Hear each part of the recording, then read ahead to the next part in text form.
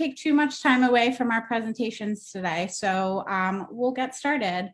Good afternoon. My name is Stacy Brennan, and I am the Curator of Education for the Lehigh University Art Galleries.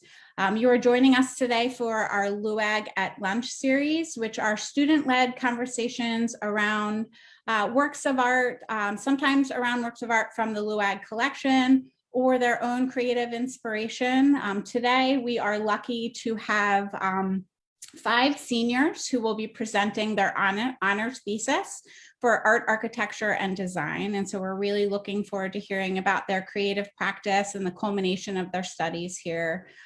So I am going to turn it over to my colleague, Mark Wanseller, who is our Curator of Collections and Exhibitions at Lehigh University Art Galleries. I did want to mention that we are going to record the presentation today. It will be available on the LUAG website at luag.org. And I also wanted to mention that because we are tight on time, we are going to move pretty quickly. We're going to give about 10 minutes for each presenter and then 5 minutes in between for questions. So if you don't have a chance to ask your question in between to the presenter, you can put it in the chat box, or you can wait till the end and we'll have additional time for questions. So we will be just making sure we stay on time.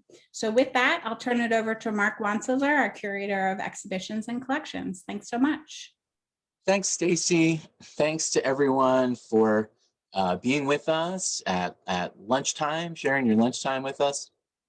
I just wanted to give a quick overview of the process that many of our students who are participating in the thesis exhibition have gone through in the last month. We sort of set the challenge and invited them to submit proposals for a senior thesis exhibition with a proposal about their work and at that point very much work in progress and what they saw it turning into in the course of the semester, along with images and descriptions of their process and their work in process. And 7 brave souls met the challenge at about the beginning of March or so, and committed to a process of meeting together pretty much weekly, writing and rewriting with great flexibility, artist statements, of making kind of plans and proposals, and also figuring out how they were going to get their work on the wall and all of the puzzles that come along with exhibition design and planning and matting and framing and pedestals. And they work closely with our LUAG museum curatorial team to think about how they were going to solve those problems. And, we were so thrilled to have the exhibition up at Siegel Gallery in Iacocca Hall. I hope if you are physically on campus at some point in the near future that you will wander up there and take a look. The show looks great. Everybody did such a terrific job. Also, we are joined today by 2 students who are also doing culminating honors work in art, architecture, and design, who have been doing work outside of that exhibition. So we're really excited to welcome them into this conversation as well. So without further ado, I'll turn it back over to Stacy and our students. Thanks, Mark. So we are going to be joined first by Brett DeWeese, who is an architecture major. I'm going to turn the screen over to Brett and take it away.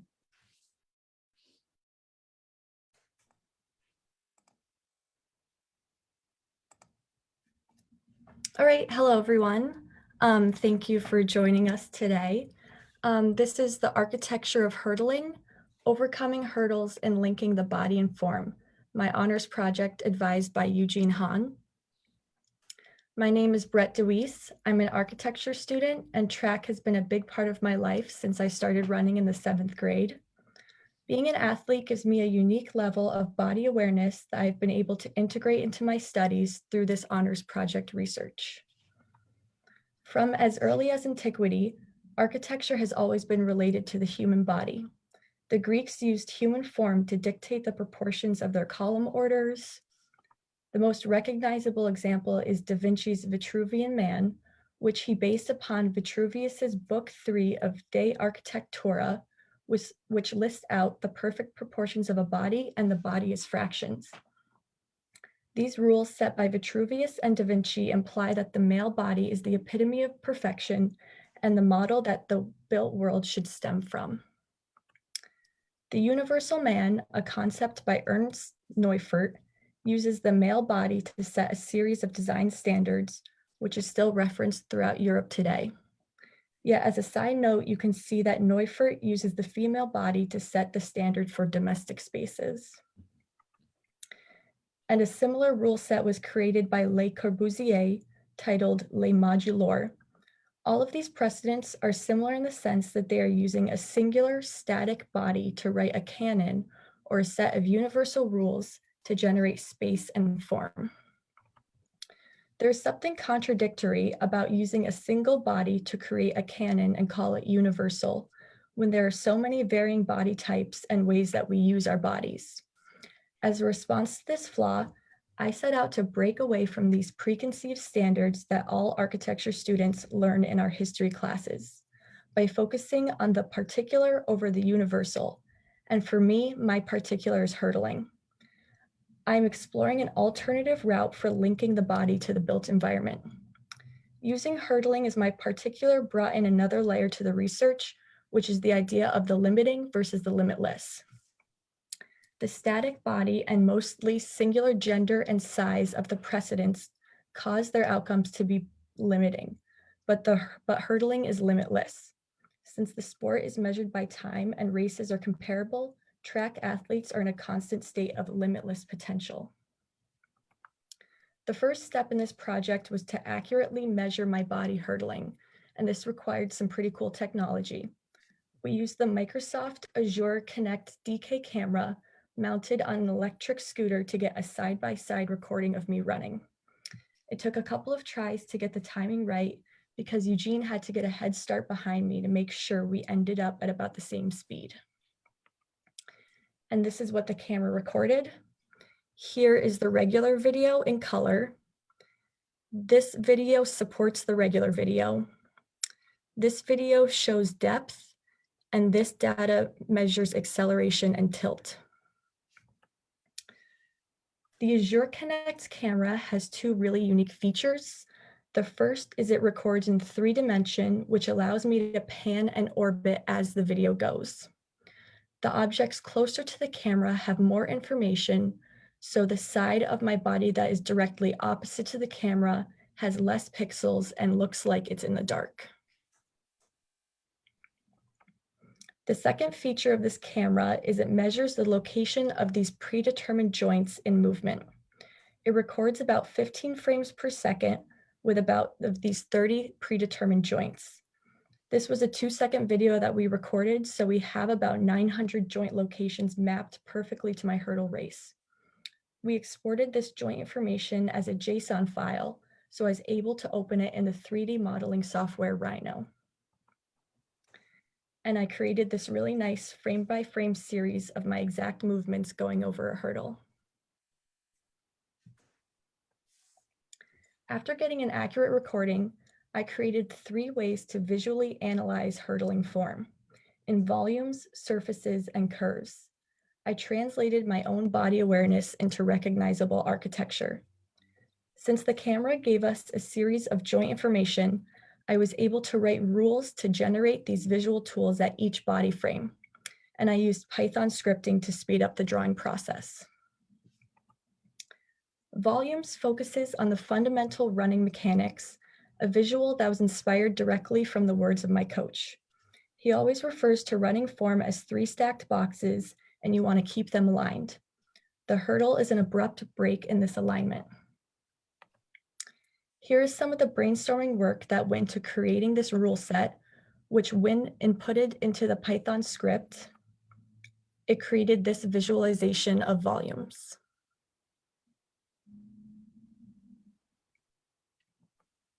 Next, surfaces represents my hurdle form by grouping and emphasizing specific families of joints at phases of my race. This brainstorming process was really helpful for me to break down the race and understand what my body was doing in those few seconds of time.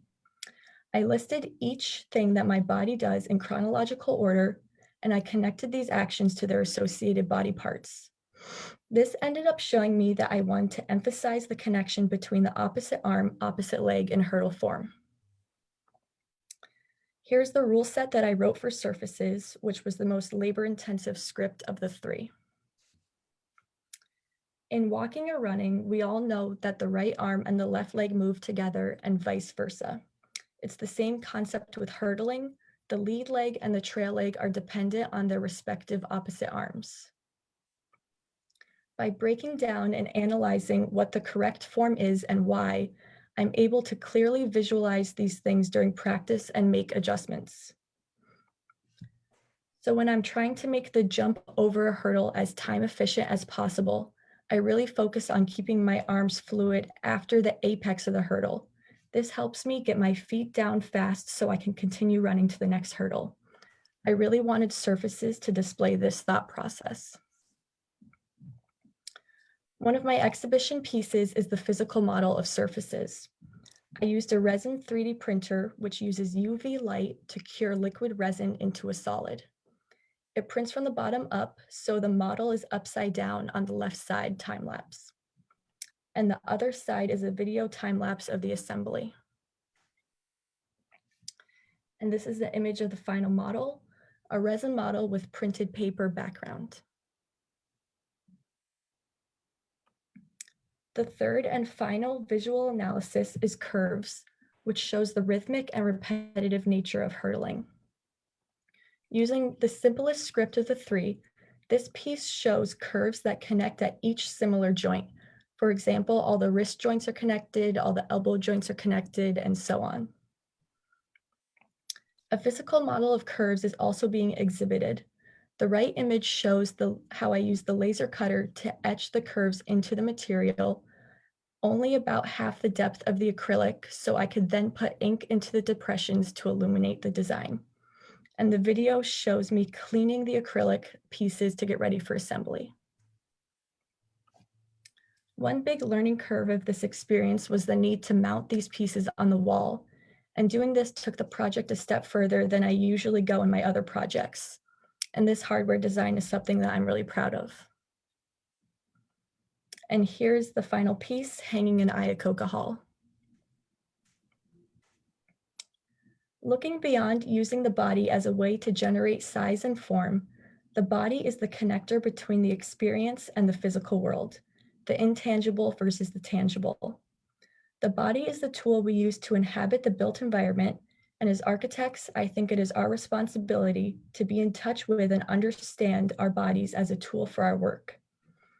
Everyone's body shape and size is different, and how people use their bodies varies, implying that we each have a unique experience of buildings and space.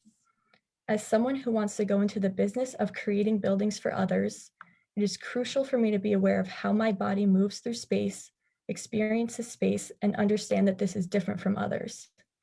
The pieces that I produced for this exhibition are only a fraction of this project that will continue for me and other architects throughout our careers. Thank you to the LUAG staff, Mark, Jeff, Will, Khalil, Stacy, and Alex for helping my ideas become reality. Thank you to Brooke Astor for opening the track on her day off for us to use. And thank you to my awesome advisor, Eugene Hahn. Awesome. Thank you, Brett. That was wonderful. And we can take some questions from the audience here for a few minutes. And then if not, you can also hold your questions to the end or put them in the chat box, whatever you're most comfortable with. I just want to say that it's exciting to see undergraduate research with the faculty, and it's so wonderful that Eugene is using his research to enlighten our students about the body in motion, which to me is what architecture is about. It's not a static thing. So kudos to both of you. Fantastic. I love it. Thank you. Brett, I'm just so impressed by how articulate you are as a presenter. You have done your research as an architecture student, and knowing you as a painter, I'm seeing your work through that lens as well. And I can't help but think of Duchamp's The Nude Descending the Staircase, and knowing that that's got to have been tickled in the back of your mind. And so I see drawing, I see sculpture, architecture, painting. I see it all infused in your practice. And then, knowing that you're coming about your research from such an authentic place as a runner, as a hurdler, just makes it even more poetic and meaningful. And I love the way that you're, taking the just that broad lens of looking at the many varieties of bodies, and especially coming about it from the female perspective of a strong body in motion. And, based on your incredible work that you presented, which just looks stunning in the show, by the way, your presentation is top notch. That installation is gorgeous, but I have a great feeling of your success to come. You are a body in motion, and you are going to do some amazing things. So congratulations. Thank you so much. I just want to quickly say, I love that you flipped the canon. Thank you, Brett. Good work. Thank you, Lucy. I have to just, as just the advisor for Brett, I just have to say I'm just so impressed with these 2 very heavy semesters of work. I threw a bunch of tools, techniques, even concepts at you, and you really took them and ran and made them your own. It was amazing, just our work cycle over a weekend, how you could transform where I thought we were going, and just putting it back in my face and saying, no, we're taking it this route. It was really a kind of a give and take, a kind of push and pull throughout the year. Thank you for that, Brett. I learned a ton. Thanks. Thank you. Yeah, thank you for all the knowledge on the technology side. I touched so many different programs with this project. It was just really cool for me. So thank you for that. Really impressed by the integration of the 3 different images that you use, the different, the volume, the line, the planes, and but the volumes, the way you described what your coach talked about, 3 boxes on top of each other, it has to have had some impact on your performance, I would imagine, through the process. Can you say something about that, how it's affected your performance as an athlete? Yeah, definitely. This season has been quite different from other seasons with COVID and everything. So the measurable times, unfortunately, have not improved, but it's definitely my understanding during practice that I've really noticed a difference. And my hurdle coach, Brooke Astor, has been aware of this project throughout the semester and even last semester. So a lot of the times in practice, I'll connect something that she's telling me to, make sure you change this part or focus on this. I'll connect it to, oh yeah, that was that body frame in this series, things like that. So I think it's been such a cool practice, and even that brainstorming process of thinking about each thing that I have to do and writing it down chronologically. We were joking like, oh, everyone on the team should do that because that's so helpful. A lot of the times, we're running over the hurdles. The whole race is over in 15 seconds. So it's a lot happening in a short amount of time. So just listing out those things in order makes you realize, wow, there's a lot that I have to do, and helps you kind of start to break that down and really focus on that. So yeah. Very impressive. Thank you. Bravo. Yeah, really, it really feels like you're carving space, which is just so beautiful as you show the work. It's really quite nice. Congratulations, Brett. Thank you so much for sharing that with us. We're going to move on to our next presenter, Mika Kasser, who is also an architecture major. And then please, if you have additional questions or comments or feedback, don't hesitate to put them in the chat box or hold it to the end. So I'm going to turn it over to you, Mika.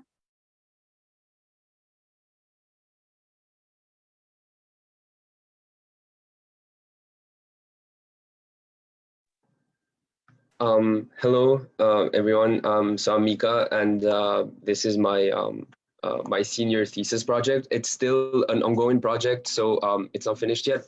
So yeah, so it's architecture and film, as the title says. Sorry, I think my computer froze. Apologize for that. Yeah. So this started as a more of a theoretical kind of research project, not a design one. So the first half of this semester was spent researching films and the relationship between films and architecture. And now I'm in the process of designing. My main interest in film in relation to architecture is composition. It's the way filmmakers can create new spaces through their play with the camera, with focal range, with mobility.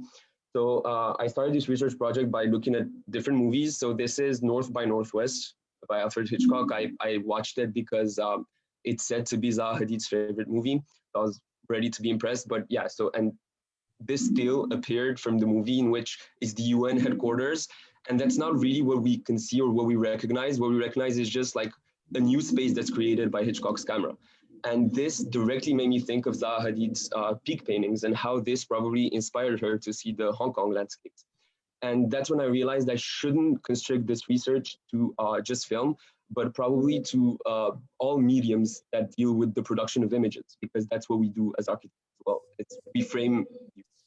And yeah, these are some other paintings by Zaha Hadid. And these paintings, again, like send me back to suprematism, which is a movement in the 20s in Russia, an avant-garde movement. And these are compositions and paintings by Milevich, which are images that have been coming back to me all throughout my 4 years here and have inspired me more than any other building in terms of creating building.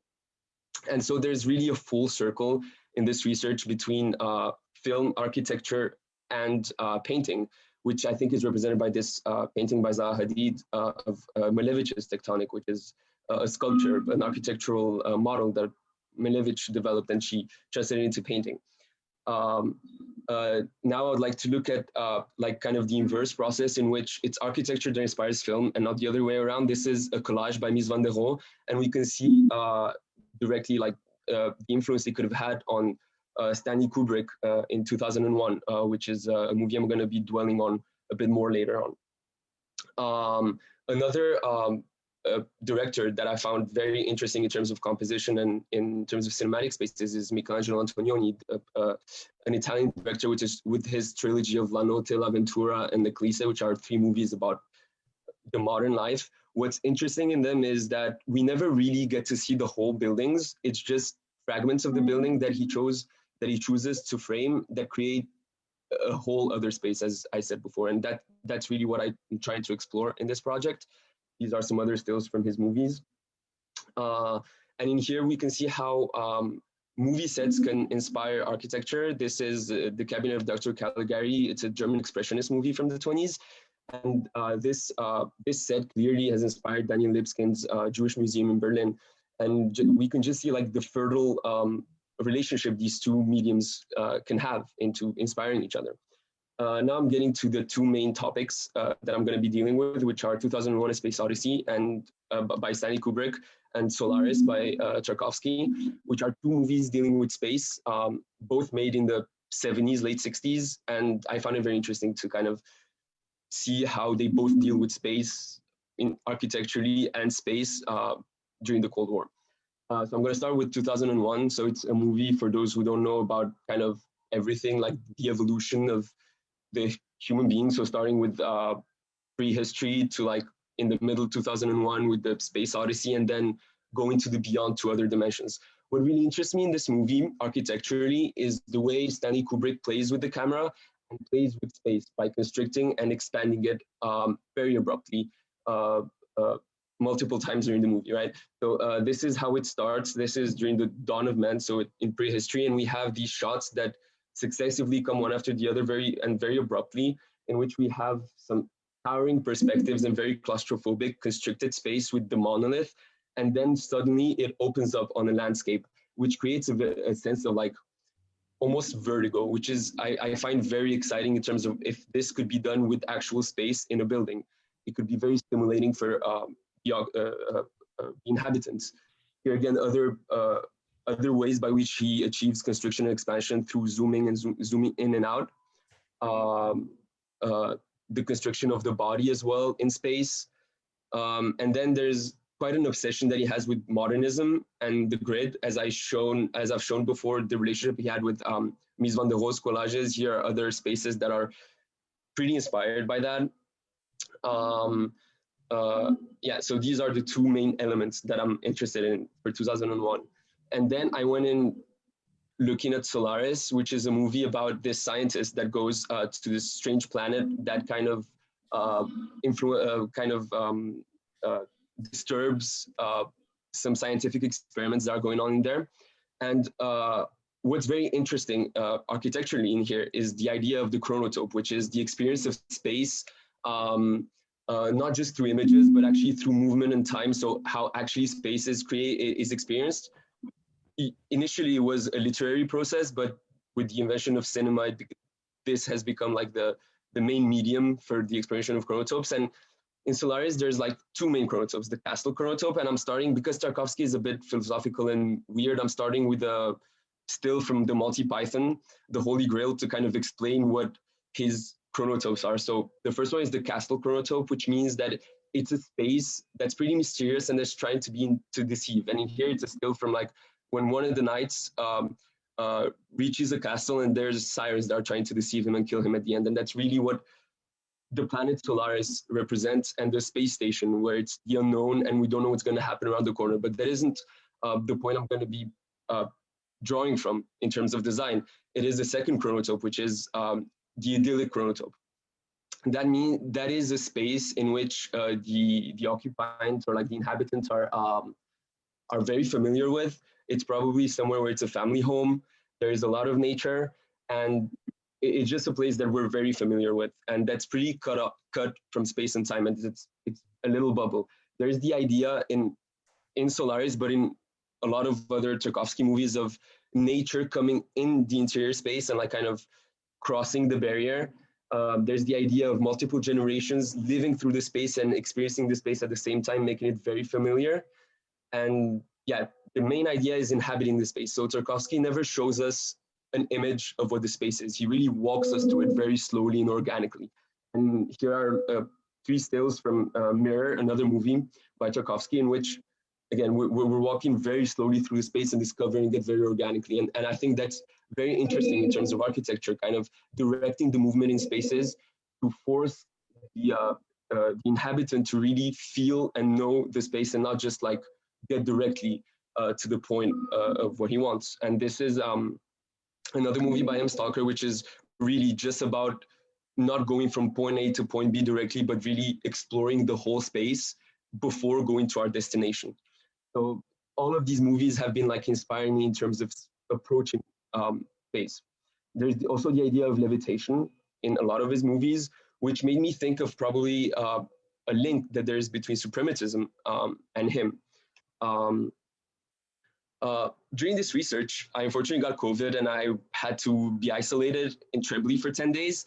And that's when I got the idea to kind of apply this research to creating the perfect isolation unit, because I realized that 10 days in the space is very difficult, not being able to move. And what would really make it easy is having spatial stimulation, having nature inside the space, and also being familiar with it and being cozy in the space. And these are like elements that these 2 movies or this research has really put forward in terms of spatial exploration through cinema.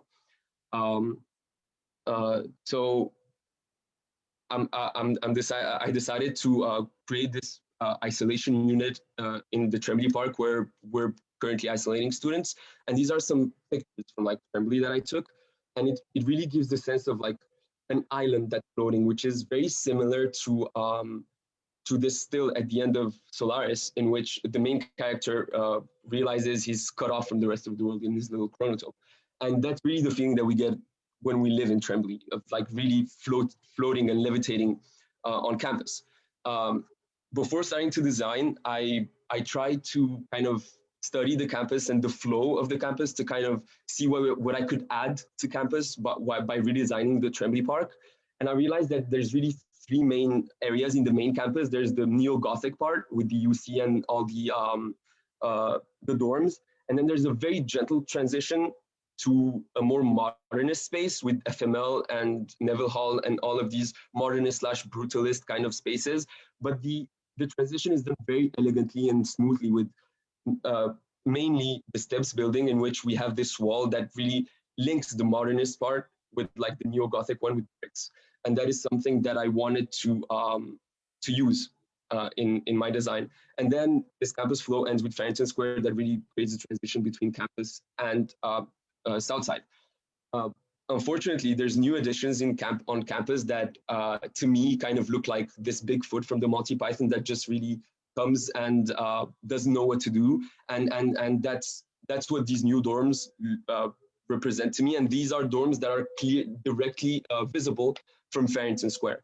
However, they're not just negative. They create a very nice opportunity of having a very nice view over Tremblay Park, Packer Lab, and also the South Side. So I thought it would be very interesting to kind of redesign the whole Tremblay Park and kind of liberate the view so that we can get something nice out of these dorms, apart from like the space, housing created. So in order to do that, so basically there's three main points to this project. It's exploring architecture that's mediated through cinema and painting, the search for a perfect isolation unit, and also restoring a bit of the campus flow that's been kind of lost with these new additions. These are the first sketches that I just envisioned, as these two slabs that organically come out of the landscape. In order to kind of try and investigate my form, I tried, to kind of go with the flow of my research, generate some images and studies that are relating to the paintings and compositions that I've been mentioning. And there's this idea of zooming out and zooming in. So we're looking from like the very general campus map to the building itself. So it starts with an abstracted map of the campus. All the red buildings are like main elements that define the flow to my mind. So in here, there's the new campus, the new dorms, UC, and then ends with Farrington. And these two black lines are kind of the line of sight that we have from Tremblay Park that's around here. I tried to kind of explore this abstraction through like a suprematist, this map through a suprematist kind of composition to kind of try and inform my design. This is just, yeah. And then I get a bit closer, just focusing on Tremblay Park with these visualizations that are a bit inspired by the Zaha Hadid paintings. And they all give kind of different information. This is kind of a general view of the Tremblay Park that's in dark blue. Then there's my two slabs that are very rough form here. This was prior to design that kind of emerged from the landscape. And then I wanted to add two glass kind of walls that don't create that are still transparent, but create an extra barrier to this little idyllic chronotope that I'm trying to create with this house in the landscape. These little shapes are some of the trees that I traced. Zaha Hadid would call them tic-tics. But yeah, and this is a different version of it in which we can see that actually the vegetation and the trees can really define the space of Tremblay and how important it is actually this nature in Tremblay Park. This is another visualization that just links the Tremblay Park to the rest of campus. Now we're getting closer to like the building itself. So this again is prior to the design, and this is just me trying to see how this new shape would be on the landscape and how it would be different from Tremblay. And it would just flatten the whole landscape, as you can see here, and like eliminate this wall that kind of blocks the view from the new dorms. And here we're getting inside the building, and I was trying to come up with ways of representing the space, like inspired by the Mies van der Rohe collages, which had the potential of creating constriction and expansion of space that we saw in Stanley Kubrick.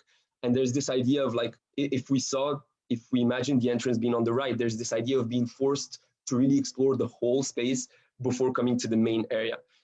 Having black walls creates a sense of depth and of infinity, but at the same time of claustrophobia. So there's this idea of spatial stimulation, as well as the fact that we have a curtain wall that goes all around the building. So we have these open landscapes and then extremely constricted space that I will try to create later. This is just another view of like how we would be to be constricted from one side by the wall, but then opening up on the other side to almost infinity, let's say. And yeah, so this is the actual design that I'm in the process of. So these are some digital renderings of what my unit would look like.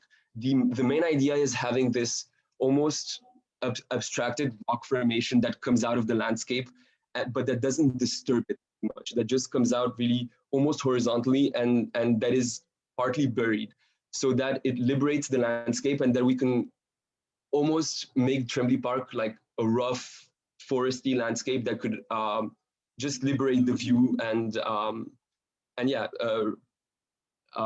this is an elevation view of my two structures. So the structure, it would be 2 floor slabs that are actually horizontal and that stand on pilotis. And then on the side, we have these glass walls that are very transparent, but it just creates an enclosed space for the people that are sick to be able to go outside actually and enjoy the outdoors.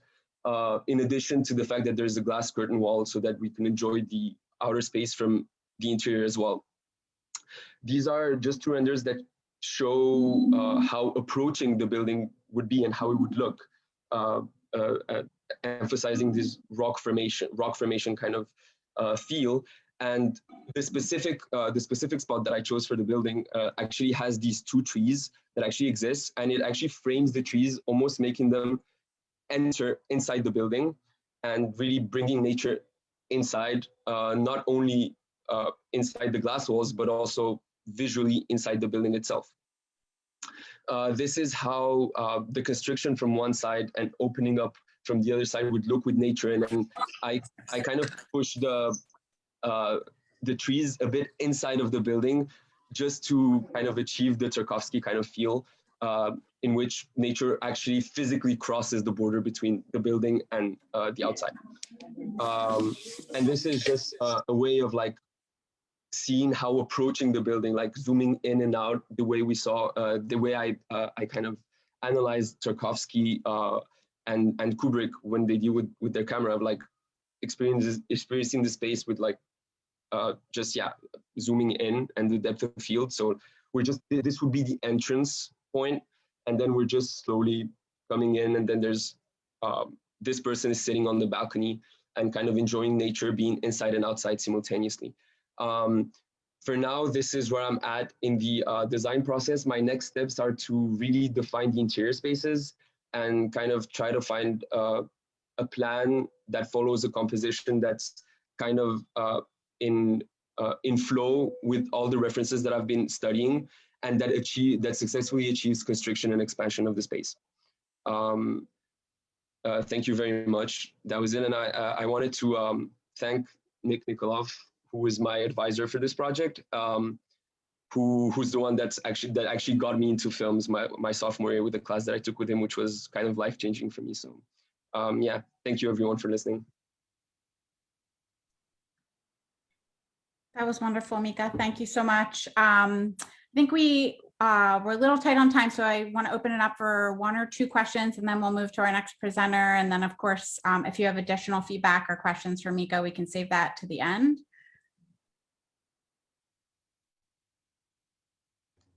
Mika, thanks for that presentation. I just when I'm thinking through the amount of slides that you showed, it's just an immense amount of work. So I think you should be proud of that. Not only immense, I think you're trying to pull together a lot of strings that aren't normally kind of coming together. So Zaha by Mies by, well, Zaha and Mies I can see, but Zaha by Mies by Tarkovsky, by Malevich. So I think that's fantastic, and I think that's a lot of what these kind of these honors projects should be about. Something that's personal, things that kind of provoke you somehow. Just a quick, not so much a recommendation, but when I think of Tarkovsky, I think of Polaroids. Of course, you think of his films, but he has some stunning Polaroids. And I think maybe that could also inform your presentation of the 3D models, your design. But overall, very, very impressed, Mika. Well done. Thank you. I also want to say that it's, am I muted? Can you hear me? Yeah. That it's great to see a student be so articulate about how he's working and pulling in precedents that aren't confining but liberating your language. So I really commend you on your ability to do this work, but also to verbally express it as clearly as you did. It's rewarding for me on the eve of my retirement to see students be so articulate and so invested in the project. So kudos again to you and Mr. Nikolov. Thank you. Thank you for those comments and feedback. And I agree, Mika, that was really inspiring to hear both kind of your creative process and inspiration and how it's informed your design. So it's my pleasure to turn it over to our next presenter, Shayna Lee Xiao. I hope I pronounced that correctly, who is a graphic design major. And I'm going to turn the screen over to you, Shayna. Thank you. Let me share my screen. Okay, can everyone, is it working, the screen share? Yep. Okay, perfect. First off, I want to thank the LUAG team for helping me with my installation as a part of my senior honors thesis. And also I want to thank Deirdre, Marilyn, and Lucy for their guidance and support throughout this whole process.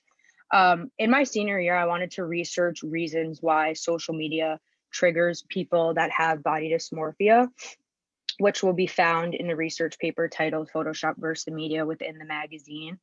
But a lot of people close to me suffer from body dysmorphia disease, and social media is a major trigger for them and younger generation. So in order to combine my interests of graphic design and photography, I created 10 mixed medium collages, as you can see on the left, and a research paper as to why social media is so toxic.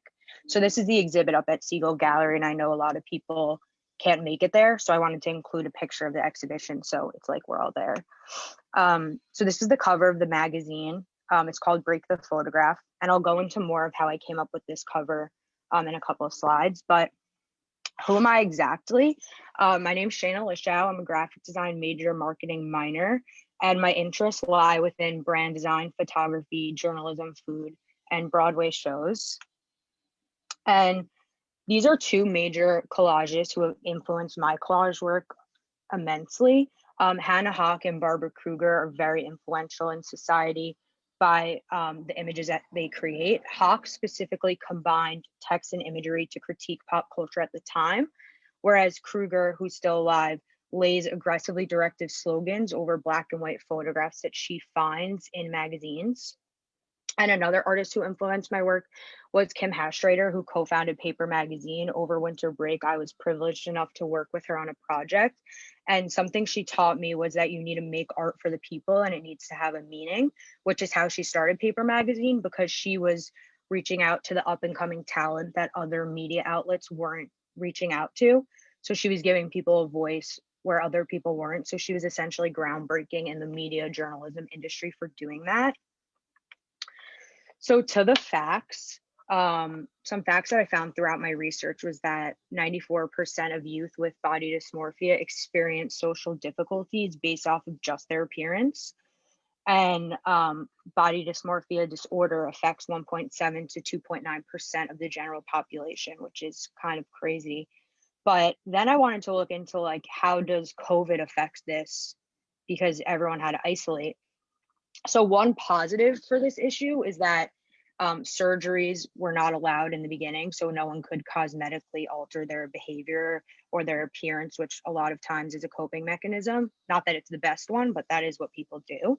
But the negative effects are that you couldn't go to the gym anymore, in-person therapy was canceled, and hanging out with friends was prohibited. So ultimately, body dysmorphia disease got worse with COVID.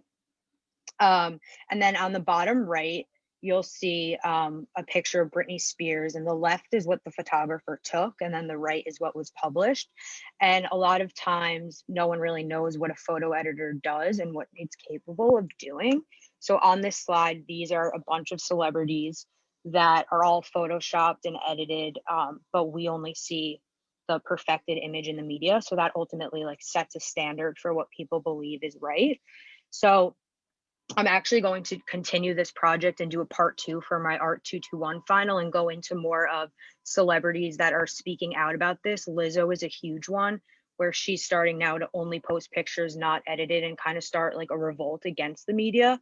So I'm going to make like a digital PDF, just a bigger research paper, more focused on the celebrity side and like magazines and publishing and that, because I didn't have enough time for this one to do that. So these are some reference images that I use in order to make my collages. The top 2 are Barbara Kruger and Hannah Hawk. The bottom is Marius Perlich and Tyler Spangler, and I found them on Instagram. There's a ton of amazing collagists and artists on Instagram that I was just scrolling through.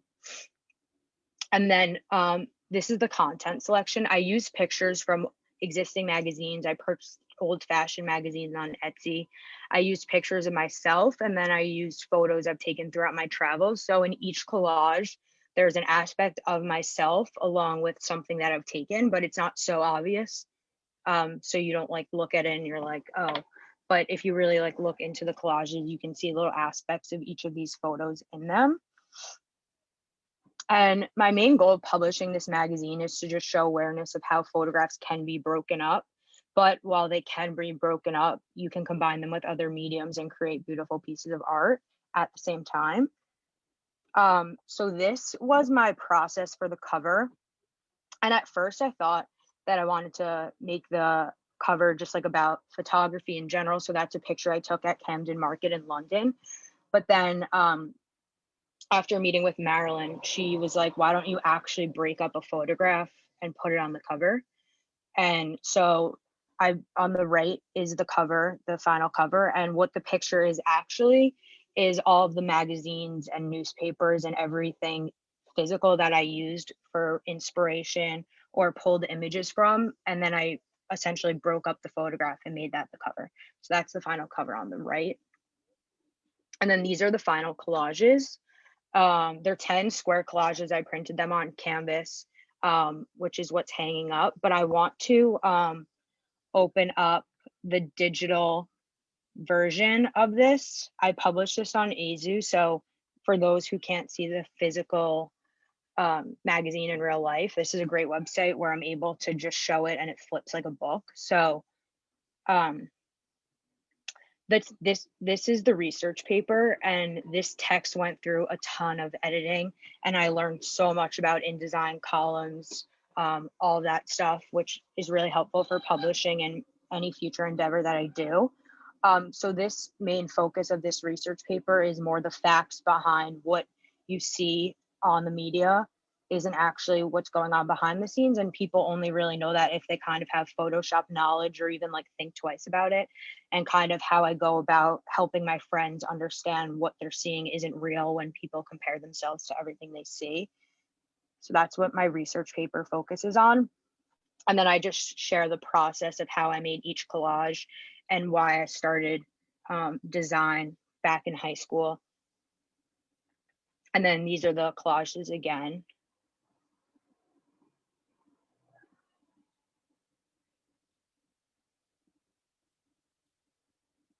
And then my artist statement, of course. And this is the picture that I put on the cover and broke it up. So I used the Life magazine and the Hairdo magazine are from the 80s and the 60s that I purchased off of Etsy, and the New York Times. And I thought it was a good idea to add just so everyone knew like where the images were coming from.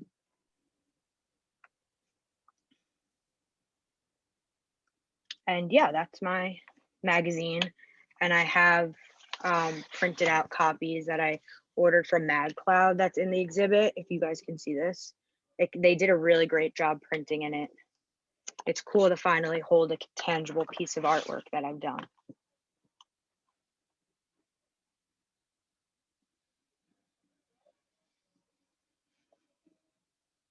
That's it. Great, thank you, Shayna. Congratulations, that's beautiful work that you shared. Thank you. Very important and timely. We'll open it up to the audience here for questions. Well, I'll just jump in and say that, Shayna and I are in almost daily contact because of Fusion Studio. She's the studio manager. And so when she was evolving this project, it was in the middle of COVID, and she is from New York City, and ordinarily you would have just gone to a secondhand bookstore, the Strand, and found, tons of ephemeral materials, and it would have just made it so much easier. But, because of COVID, she wasn't able to do that. Fortunately, Etsy was a source, and there is a lot out there.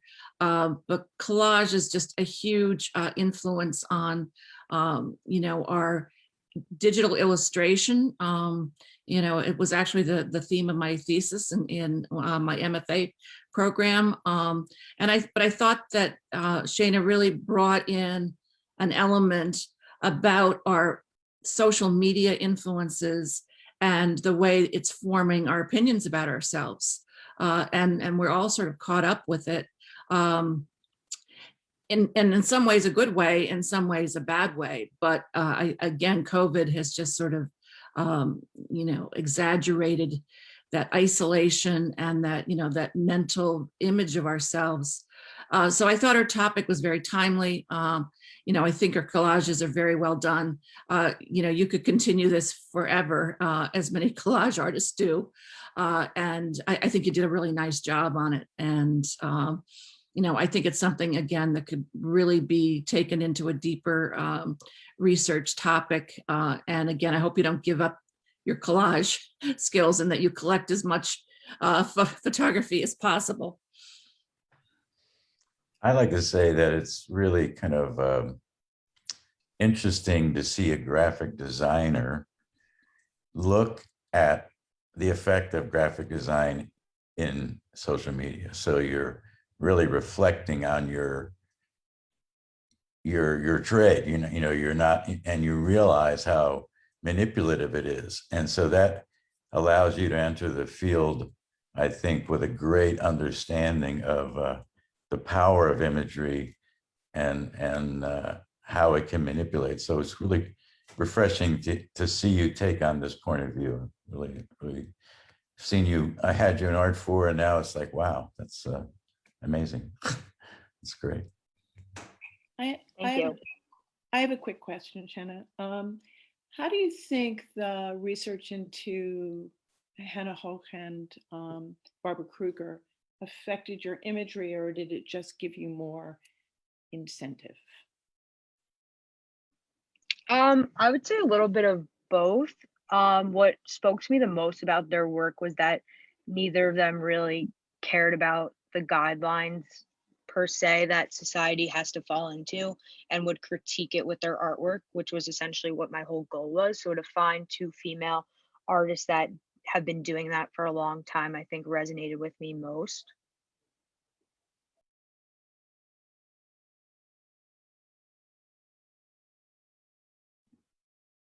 I like the, I don't know, sly rebellion is kind of like the thread, because they're both very rebellious, going against the system and really like illuminating injustices, and also just kind of what was going on is going on socially at the time. And so are you then with social media. So you're in that kind of rebellious thread of illuminating, what's right in front of us. So keep making those collages, please. And kudos to you. I'm very impressed with your level of maturity and just being able to kind of time manage yourself. I would give you suggestions and you would run with it. And the next week you would have work to show. You would have done the research on MagCloud. You would have gone completely learned in design, figured out how to use issues so you could have the online publication. So it was just such a pleasure to work with you because, you just took the project and really ran with it. And I think you're going to do just fine in the graphic design world and, management position and all. So keep shining the light, and that responsibility that you have as a graphic designer and your awareness of the impact, I think, is what's going to set your graphic design apart from others. So congratulations, Shayna. Thank you. I'm going to answer Linda's question in the chat. I did all the collages digitally, and all like the tearing effects are from Photoshop. So that's kind of also something ironic, is I made all the collages in Photoshop while I'm critiquing Photoshop, just because with COVID and everything, it was just hard to go back and forth to Mountaintop and use all those resources. So everything was done digitally, and all of the effects I made in Photoshop. Thank you, Shayna. Wonderful job. So now we're going to turn it over to our next presenter. And please, if you have additional questions, I'll just remind you, use the chat and save your questions for the end. Next is Julia Randolph-Flagg, who is also a design major. And Julia, take it away. Yeah, hi everyone. Thank you so much for being here.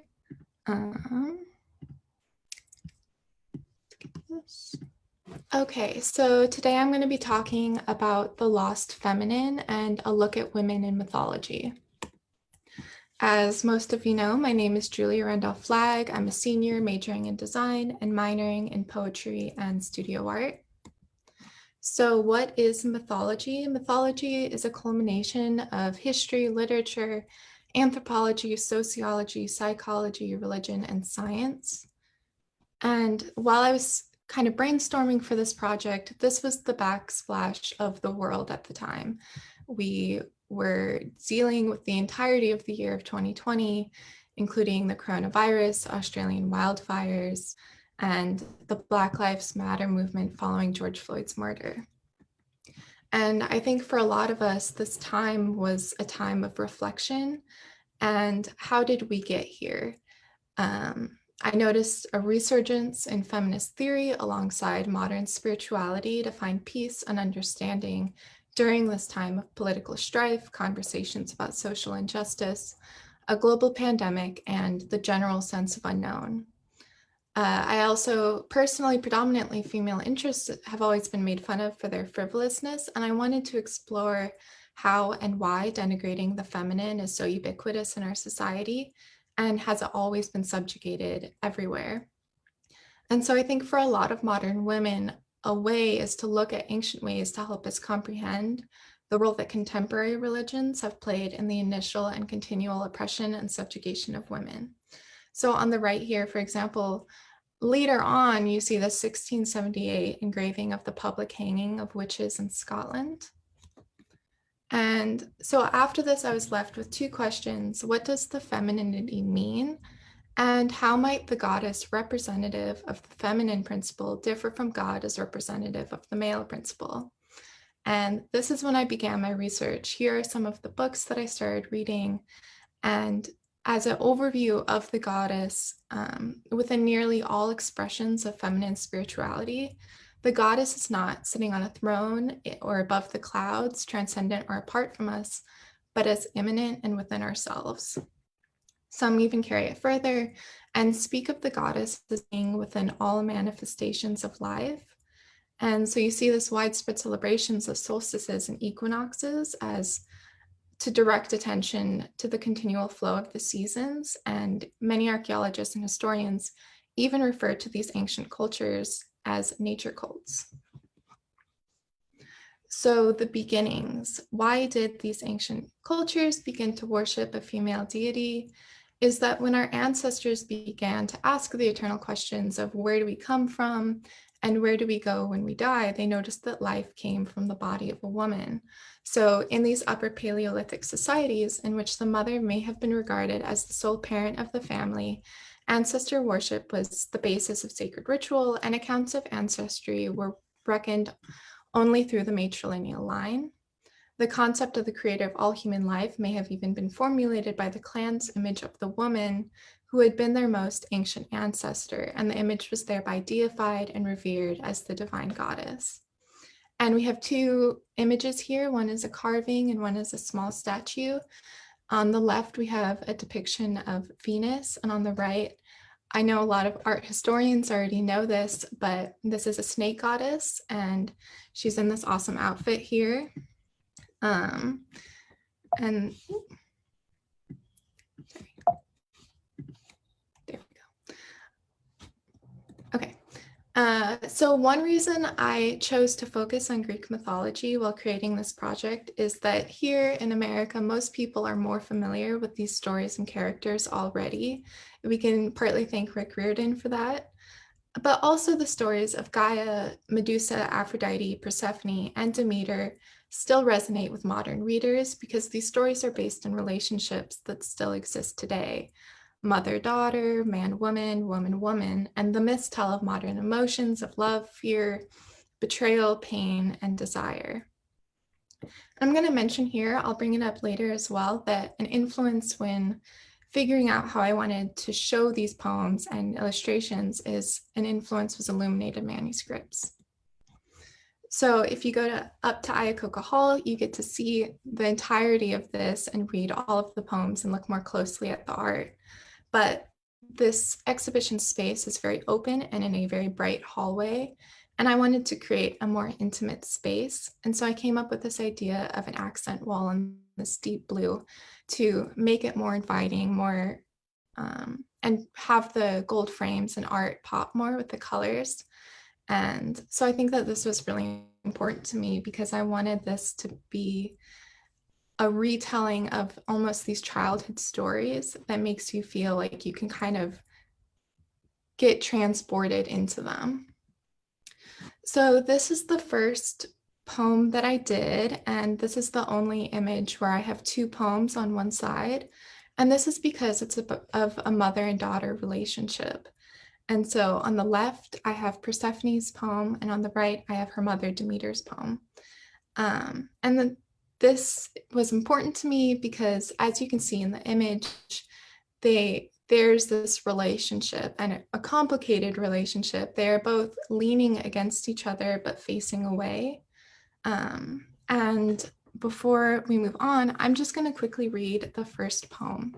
This is from Persephone's point of view, which, as some of you may know, Persephone was either taken or, in my version, willingly went into the underworld and became a queen in her own right. So this is to my mother, Demeter, on my recent disappearance. When the flowers closed and the moon materialized over the rustling golden stalks of grain that brushed along my legs, and the air shifted, coldly wrapped around my shoulders, I found solace in the ink dark that drew me in despite your warnings, of being too curious, of wanting more than the life crafted for me in flowers and bound by beauty. Barefoot, I strode into the sightless depths of corruption and found purity among souls that could not hide and rivers that flow with command that does not reach me. I am more than just a maiden. I hear the change of my name, Persephone, and if this is chaos, then it fits me better. So I'll just continue on. I also did Aphrodite, and this poem is called She is Love. While coming up with the concept of this image, I wanted to bring in the symbols that go along with her, such as the birds and the swan and the flowers, and this really ethereal image. And I originally had her kind of lounging on this hill, but I decided that she was also a goddess of war, and so I have her kind of jumping off this page almost at alert, but still comfortable. And I think that that was really important to me as well, because she represents all sides of love. Next, I have Gaia's Notre Dame. And this was a difficult concept for me to come up with since she is the embodiment of Earth itself. But she's also this idea of a mother of an oasis and ancient. She is the mother of Titans. And so I have this image of her kind of coming up through this mountain with this water oasis and her eyes closed. And I wanted to kind of portray this emotion on her face, as well as this like crack kind of going along her face. And I think it works to show a wisdom and a peace, but also like she's had experience, she's had loss, etc. And she's still loving. Finally, I have Medusa, a stroll in the sculpture garden. And as you can see, this is a slightly different format than the others. It's my longest poem, and it's this closer crop of her face that she's looking at us. And she has these scales that go along her body. So I wanted this transformation that she goes through to not just be her hair and her power, but a part of her as well, and beautiful as well. So she's, if you know Medusa as well, if you make eye contact with her, you turn to stone. And so we as the viewers are making eye contact with her and turning in stone. So those were all of the digital images that I had and then printed. And once I had them printed, I wanted to bring back that idea of illuminated manuscripts. And I took acrylic metallic paint and paint pens, and I added these details. This is from an angle, so you can kind of see the shininess. And so you can also look at those details if you go up to the exhibition. So what now? This is also an ongoing project. The entirety is the research with a research paper, while I'll be providing a lot more information, the exhibition, and this presentation right now. My intention with this is to make a book of poetry that is illustrated with different sections that look at women in various mythologies. Thank you so much for listening, and let me know if you have any questions.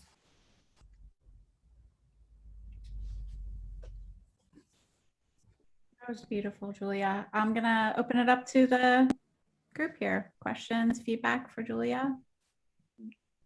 Julia, hi. Great. Hi. I have a question for you. What came first, or was it mutual, the images or the poem? For me, for the Medusa art was actually what I did first before I even completely knew what I was doing for this project. And the poem for her came last, but overall, I mostly wrote the poetry. And so I had this idea of how I wanted to show these women and the feelings I wanted to give. And then I wrote, and then I did the drawings. But it was definitely a process. As you know, it was a lot of kind of tinkering and trying to figure out how to separate my art and perceptions of them from other people's and have it seem authentic and multidimensional. Okay, I'm gonna hog and do one more question, sorry. I know. So how did you make your choices? I know you've been looking at so many through time, and so how did you choose these? I know you did your Medusa first, but how did you choose these women? So Persephone's poem came first, and as a 20-year-old young woman, I was immediately drawn to this idea of leaving who you were behind and becoming kind of more of your own individual. And so I wrote hers, and I wanted more, so then I wrote the mothers. And that was really interesting because with these poems, I had to go into the woman that I'm writing from. And so I had to it was kind of emotionally labor. And I chose these women because I felt like I had an understanding of their story in some way. And there's so many goddesses, so I was only able to stick to a few, but they're ones that I was more familiar with, and something in their story caught my attention. I really love, if I can ask a question, I really love the balance and the interplay between the art, well, the visual art and the poetry. And I just wonder how, as the poems have gone through revision, has that affected your vision of the art at the same time? Ooh, what a good question. Um, I think that while I originally write the poem, even though it goes through revisions, the woman that I have in mind and the image stays true. And so the images are not as affected. I think that with the revisions, it just kind of pares down into what I originally wanted, but didn't know that I wanted.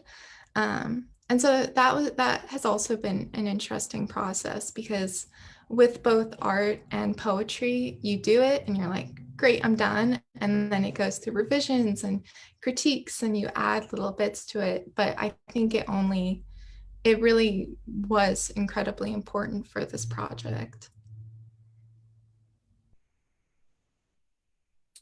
I was looking at the cropping in Aphrodite, and in photography, that's often an accident that you kind of live with or Photoshop around, but in painting, that's quite intentional.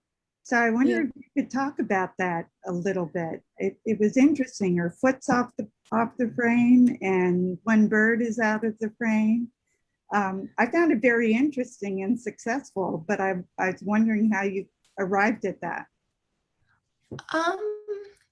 I think that I sketched this idea and I kept tweaking, especially her body position.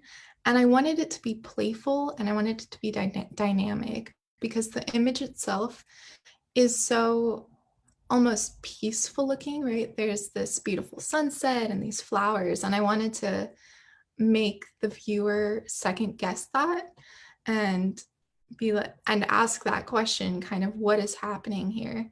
And my version of Aphrodite is a little chaotic, and so I wanted her body and to be chaotic. And if you see the swan is also looking up at her and kind of moving in. So the cropping was both intentional and not, in that I think that I was aware while I was doing it, but it was only until it was like almost fully formed was I like really like, I want the foot to be out, almost stepping into this. But yeah, thank you.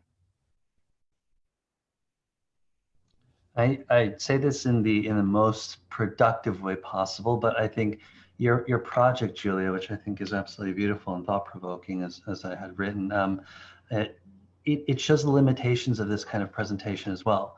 I want to spend time with your works. I want to kind of reflect and sit on the chair, walk around and come back to them. So I think that's testament to maybe how kind of provocative your pieces are. Thank you.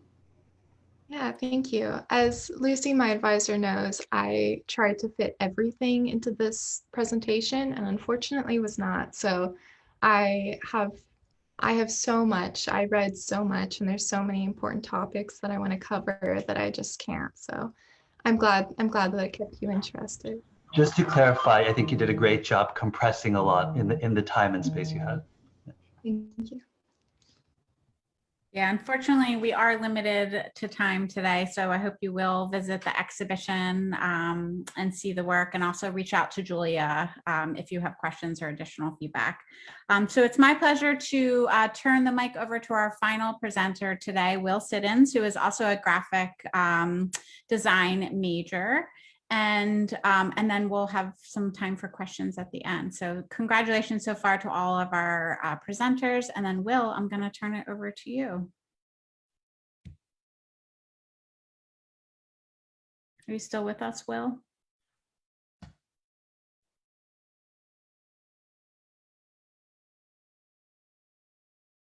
I don't know if we lost Will. He's coming back in. I know we were having some technical difficulties earlier. Did everybody just get booted? We lost a number of people. I'm still here. Are you still here? I got kicked out and came back. Uh-oh. Same for me. I'm back. You know, Zoom just doesn't have it all together yet. We're working on that. We're still live on Facebook, so I will say this has been truly inspiring. I wish I could go back to Lehigh and study with all of you amazing professors who are here with us today. And it's just been wonderful to see everyone's process. Will, you're with us. I see you. Yes. Okay, Am I great. good to go? All right, you can take the mic. It's all yours. All right.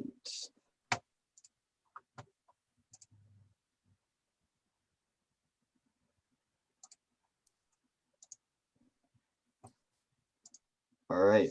Can we see everything? Looks great. All right. Thank you all for coming. My name is Will Siddons. I'm a graphic design major and marketing minor, and welcome to my presentation. So first, just a little bit about my project. So with this project, I set out to create 3 websites for restaurants and bars around the Bethlehem area, 2 of which are done, and I'm working with the 3rd restaurant to nail down a time to talk about what they want and where they want to see this website go. So the goal of this project was to draw on almost every design skill I've learned at Lehigh, graphic design skills, creating assets to then put on the site using Photoshop, skills learned in the web design classes to create mock-ups and a workflow and actually code the sites. And then finally, photography skills taught to me by my advisor, Professor Chupa. So how did I go about starting this project?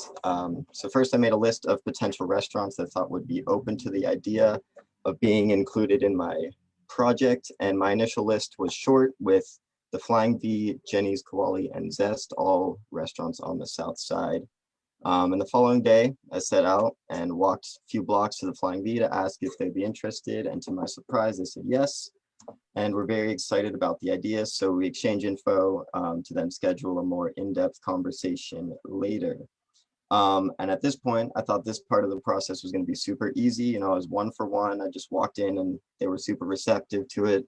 Then I walked into UNT and they were not interested. And again, I walked into Zest. They were not interested. And there goes my list of potential restaurants. So I knew I'd have to kind of expand my search. So I went out the following week and went to Tulum, 7 Sirens, Raki Ramen, Bond Place Brewery, Southside 313, Colony Meadery, and a few more, and got rejected from pretty much all of them, other than Bon. And I'm talking to the Colony Meadery right now. That's my 3rd potential one. So at this point, it's a master of taking a rejection. So yeah, now on to kind of the actual project. So for the Flying V, that's the one I'm going to talk about first. Oh, and I should note, I'm going to show the actual websites after the presentation, just do a quick little walkthrough. So Flying V, so Matt, the owner of Flying V, he was very helpful in that he chefed up all most of the things on the menu for me to photograph, and then I set up shop on their 2nd floor and had a little makeshift camera studio. I had my tripod, my flash, little white background, and I was taking pictures of the food from multiple angles with the goal of getting a nice image that I could then mask out the subject to then use to create graphics for the website. And about 2 hours later, I had my images and was ready to start editing. So this is kind of a short demonstration of the product or process. This is just 2 examples. So you can see on the left, we have the original picture I took, then we mask out the subject, and then using Photoshop, I composited it with other assets to create the graphic you see on the right. And once I had all of my assets kind of collected, I mocked up some ideas for the site on Adobe XD, as you can see on the left. then I got started relearning the ins and outs of coding in HTML, CSS, Java, all that stuff. But I was eventually left with what you see on the right. As I said earlier, I will go through these websites at the end. Next restaurant or brewery, I guess, is Bond Place on the south side, Bethlehem. Process was very similar to Flying Bee in that I scheduled a longer phone call to talk details about the project and kind of nail down a time that I could do and take some product photography in there or on their location. And I was supposed to take pictures a couple days after I talked to Sam at Bond, but he needed to quarantine for 2 weeks, like the day before I was supposed to be there, which was fine because I had some work on the other site to do. But anyways, fast forward 2 weeks, I'm ready to shoot products for Bond on a beautiful Tuesday morning. And as I said earlier, the process was similar to Flying V. I set up my camera on the tripod as Sam started to pour beers fresh out of the barrels, kegs or what have you. And so again, similar, as you can see, I took the photos, masked out the subject, and then used that to kind of create a composition that would then be used on my websites. And yeah, so the second site, I'll also say, I think is a little more advanced, a little better as my coding knowledge was coming back to where it was, or even a little bit higher than it was when I was in web design a few years ago. And then before we go into the actual sites, I just want to wrap up at this point in this presentation by saying that this project started as a very simple idea of just making websites for restaurants. Just, you know, coding, taking some pictures. But the idea had a much more complex execution, even though it was a simple idea. So while on the surface of the project, it was supposed to just utilize my design skills that I've learned while at my time at Lehigh. But actually going into restaurants and kind of elevator pitching my ideas to strangers was an experience that I totally did not expect. And one that I think was very valuable in that, one, as I said earlier, taught me how to deal with rejection, in that I faced a lot of it. And it was also, I thought, you know, good practice of dealing with an actual business owner, because, you know, in school, we're just kind of in this bubble. And it's a project, like it's for ourselves, but these are actual people with real businesses trying to make money. And so fitting a student into their time was something that I had to really account for. So yeah, I thought it was just great kind of real world experience, that kind of thing. All right, now going to the Flying Bee. So when you open it, we got this little animation that goes, little nav bar, just landing page. And then we have this, you can explore the poutine, you know, see which one you like. You can click on them to open a larger picture that actually tells you which one it is. Then you got a little part describing kind of the people and the history of the restaurant. And then finally under there, we got just contact us. And then these all link out to, they have 2 different Instagrams, one for the actual restaurant and 2 for the food truck, which I guess they have. And then lastly, their Facebook group. And then down here, we can look at the full menu. And, you know, it's just standard text-based menu, parallax background, all that good stuff. So yeah. And then also, if you click these, it kind of takes you down to where they should. All right, moving on, we have Bond next.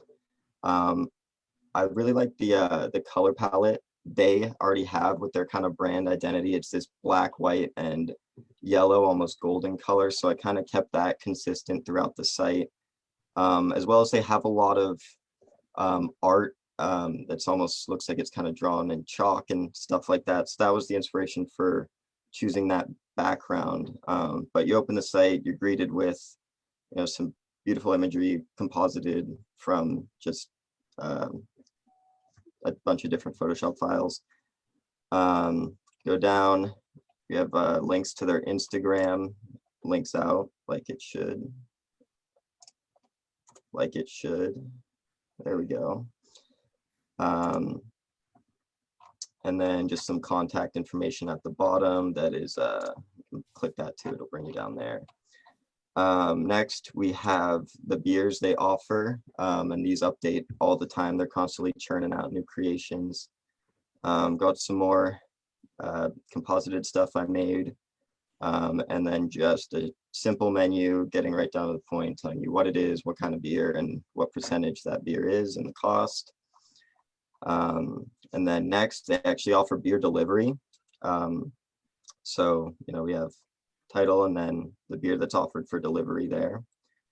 And then lastly, we have shop, and this actually just links out to their actual point of sale system, because I have not mastered the intricacies of creating something where you can pay or put a credit card in and do that. And yeah, oh, I should also note that it resizes pretty well, you know, that.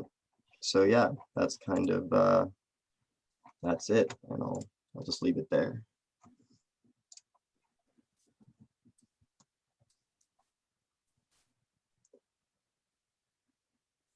Great. Well, thank you. Questions, feedback from the audience?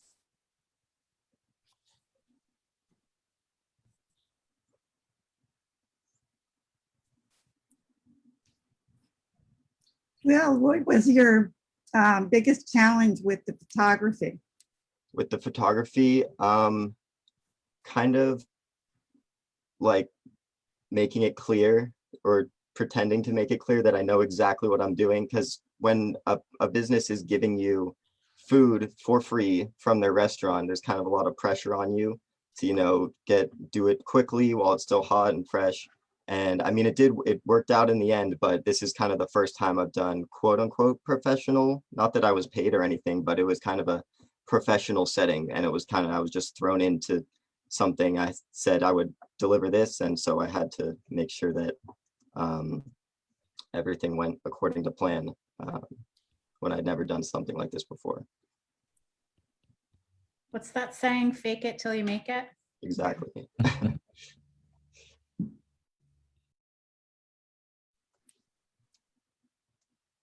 Well, I will say I'm involved a lot with the businesses on the South Side, and this is such a wonderful thing that you have done for them, especially during a time when they have been challenged with, you know, recruiting customers and getting the word out. So I know this work is not easy, and you did a great job. Thank you.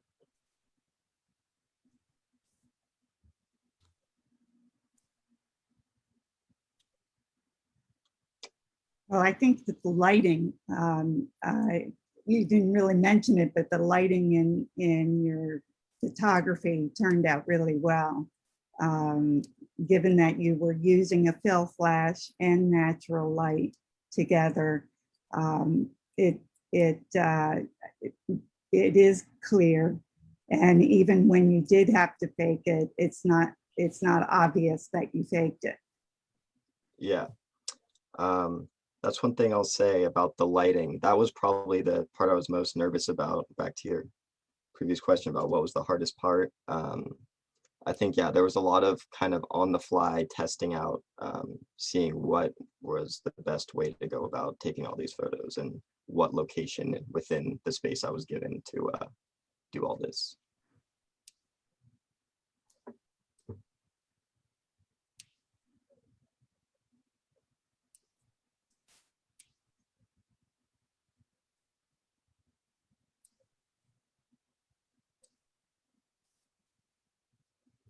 And what's the third restaurant? The third one is the Colony Meadery. That's who I'm in contact with now.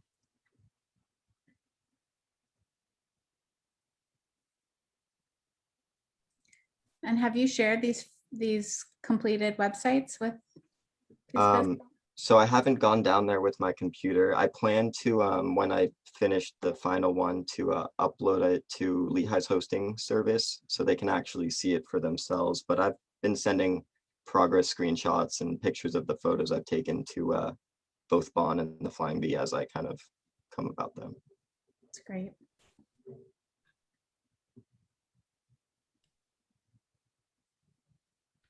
Wonderful. Well, I know we're coming up on the end of our time here, so I just wanted to open it up to the audience again for additional feedback or, you know, kind of final last remarks or thoughts.